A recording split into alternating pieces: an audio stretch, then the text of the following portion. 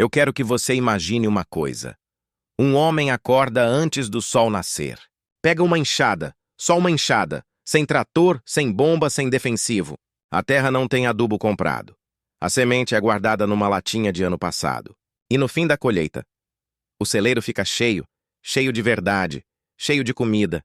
Hoje em dia, os agrônomos falam em manejo integrado, em agricultura de precisão, em tecnologia de ponta. Mas esse homem não sabia nada disso. Ele sabia de outra coisa.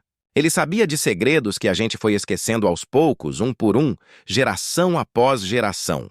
Nesse vídeo, você vai entender como os antigos faziam para plantar sem veneno, sem máquina, e colher tanto que sobrava para vender, para dar de presente para o vizinho e ainda guardar para a próxima temporada. Mas atenção! Uma parte do que você vai ouvir aqui vai contra tudo que o mundo moderno ensina. Porque não é só sobre a planta. É sobre uma forma de enxergar o mundo que quase sumiu e que a gente precisa muito resgatar. A primeira coisa que a gente precisa entender é a seguinte: a terra de antes não era melhor. O jeito de tratar ela é que era diferente. Sabe quando você cuida de um quintal, molha com carinho, vai tirando o mato do lado, não deixa o sol rachar o chão? A planta cresce forte. Agora, se você abandona, ela murcha. A terra é igual, ela responde ao trato. Os velhos agricultores sabiam que a terra é viva. Não no sentido de conversar com ela, mas no sentido de que ela tem bichinhos, raízes, fungos e bactérias lá dentro trabalhando igual formigueiro. E quando você respeita esse trabalho, ela te devolve tudo. Hoje a ciência chama isso de bioma do solo. Naquela época, o velho chamava de terra boa. O nome era diferente. O entendimento era o mesmo. E como eles mantinham essa terra boa? De um jeito simples, deixando o resto da planta ali mesmo. Quando colhia o milho, a palha ficava, o sabugo ficava, o toco da raiz ficava. Aquilo apodrecia devagar e virava alimento para a próxima roça. Era como se a própria terra se alimentasse de si mesma, num ciclo que nunca parava. É quase como aquela panela de feijão que vai temperando com o tempo. Quanto mais você usa, mais gostoso fica. Mas tem mais. E aqui começa a parte que muita gente não conhece. Antes de continuar, preciso que você grave uma coisa na cabeça. O que os antigos faziam não era por falta de opção. Muitos deles tinham acesso a outras formas de plantar. Eles escolhiam o jeito deles porque conheciam a terra de um jeito que vai além de qualquer manual. O segundo segredo dos antigos era a água. Mas não a água de poço ou de mangueira. Era a água da chuva, aproveitada do jeito certo. Hoje a gente vê muita gente reclamando de seca. E a seca existe, não vou negar. Mas os velhos produziam bem mesmo em regiões onde não chovia tanto. Por quê? Porque eles não deixavam a água escapar. Eles faziam o que hoje a ciência chama de curva de nível. Mas na época era chamado só de valetão ou cova funda. Eles abriam uma valeta no sentido contrário da inclinação do terreno. A água da chuva batia, escorria por essa valeta e ficava armazenada dentro da terra, em vez de escorrer morro abaixo e sumir no nada. É como segurar a água numa bacia com furo. Se você tampa o furo, a água fica. Se não tampa, vai tudo embora. Simples assim.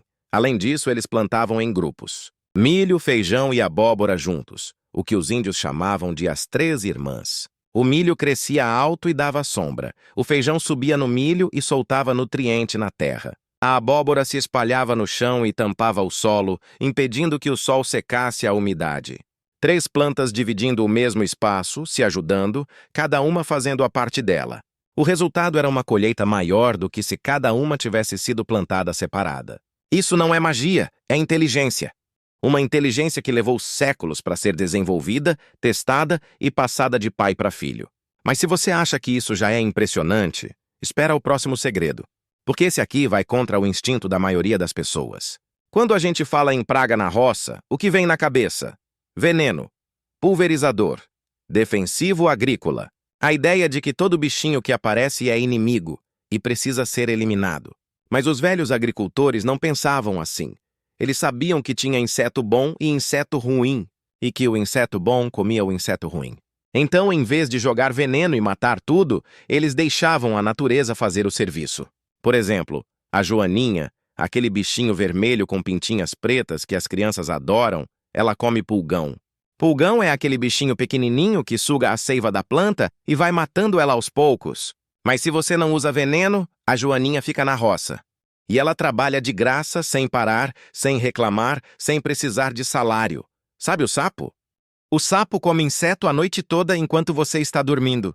É como ter um guarda noturno de graça na sua roça, trabalhando enquanto todo mundo descansa. E a cobra? Muita gente matava e ainda mata cobra na roça com medo. Mas a cobra come rato. E o rato destrói mais plantação do que qualquer praga de inseto que você já viu. Matar a cobra para se livrar do medo era, sem saber, abrir a porta para o prejuízo. O velho agricultor entendia que cada bicho tinha seu lugar. Nenhum era inimigo à toa. Cada um fazia parte de uma corrente que, quando funcionava direito, protegia a roça melhor do que qualquer produto comprado na cidade. Os antigos chamavam isso de equilíbrio da natureza. A ciência de hoje chama de controle biológico. O nome mudou, a sabedoria é a mesma, é como um vizinho bom. Se você respeita ele, ele te ajuda nas horas difíceis. Se você expulsa ele, você fica sozinho para resolver tudo, e aí o serviço fica muito mais pesado. Mas aí vem a pergunta que todo mundo faz quando ouve tudo isso. Se funcionava tão bem, por que a gente parou de fazer assim? E a resposta é complicada e um pouco triste. Depois da Segunda Guerra Mundial, lá pelos anos 50 e 60, o mundo mudou muito rápido. As grandes indústrias que fabricavam explosivos para a guerra, de repente precisavam de um novo mercado.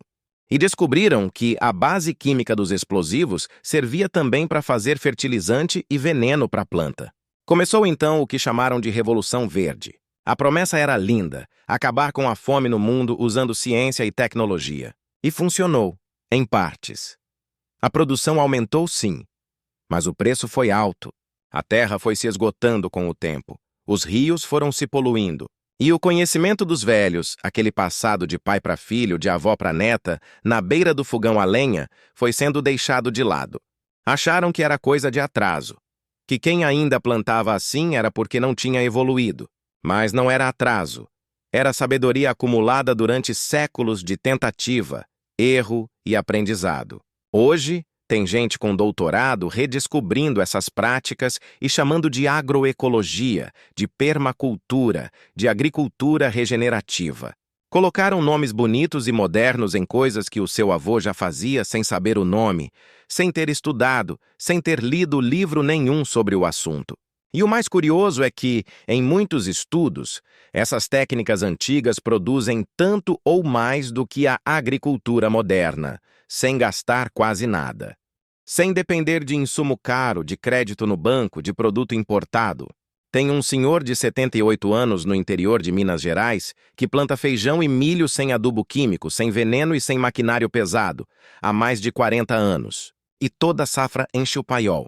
Quando perguntaram o segredo dele, ele disse uma coisa simples. Eu não trabalho contra a terra. Eu trabalho junto com ela. Essa frase vale mais do que muita apostila de agronomia. É o tipo de coisa que você ouve uma vez e não esquece mais, porque ela resume, em poucas palavras, tudo o que a gente foi esquecendo ao longo do tempo. Agora, antes de encerrar, deixa eu te resumir os principais segredos que os antigos usavam e que ainda funcionam hoje, para quem tem um pedaço de terra, um quintal ou até um canteiro em casa. O primeiro: não vire a terra de qualquer jeito. O arado fundo destrói a vida que está embaixo. Os velhos capinavam raso, sem revirar muito. Deixavam o subsolo em paz, porque era lá que estava o trabalho invisível que sustentava tudo. O segundo: nunca deixe a terra pelada. Terra sem cobertura resseca, racha e morre. Cubra com palha, folha seca, resto de capim. Isso protege a umidade e com o tempo vai virando adubo por conta própria. O terceiro: plante misturado. Milho com feijão, couve com cebolinha, tomate com manjericão. Cada planta ajuda a outra de um jeito diferente. E o espaço rende muito mais do que plantando uma coisa só. O quarto: guarde a semente. A semente crioula, aquela que vem de geração em geração, é adaptada ao seu clima e ao seu solo. Ela resiste melhor à seca, à chuva demais, às pragas. É diferente da semente comprada, que muitas vezes não pode nem ser guardada para a próxima safra. O quinto: respeite a lua. Muita gente ri disso, mas tem estudo mostrando que a posição da lua afeta a absorção de água pelas plantas. Os velhos já sabiam disso há muito tempo. Plantavam na lua crescente, podavam na minguante e colhiam no tempo certo. O sexto, faça composto. Resto de cozinha, esterco de animal, folha podre, junta tudo num canto da propriedade, revira de vez em quando, e em alguns meses vira um adubo rico, escuro, cheiroso de terra boa. De graça, sem precisar comprar nada de ninguém. Simples? Parece. Mas é exatamente essa simplicidade que a gente foi subestimando por décadas. A gente achou que complicado era sinônimo de melhor. E foi aí que começou o problema. A gente vive num mundo que sempre quer o mais novo, o mais rápido, o mais moderno. Mas tem coisas que o tempo não melhora. Tem coisas que já eram perfeitas do jeito que eram. O conhecimento que os velhos agricultores carregavam não era inferior. Era profundo de um jeito que a gente ainda está tentando entender direito. Eles não tinham GPS, não tinham laboratório, não tinham aplicativo de previsão do tempo. Tinham observação, tinham paciência e tinham um respeito pela terra que a gente perdeu no meio do caminho.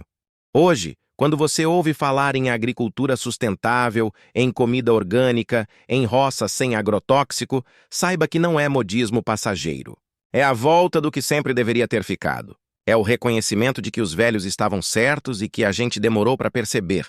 E se você tem um pedaço de terra, um quintal, um vaso na janela, você pode começar agora, do jeito simples, do jeito antigo, sem precisar de muito dinheiro, sem precisar de curso caro, sem precisar de equipamento sofisticado. Porque às vezes o caminho para frente passa exatamente pelo que a gente deixou para trás. E a Terra nunca esqueceu disso.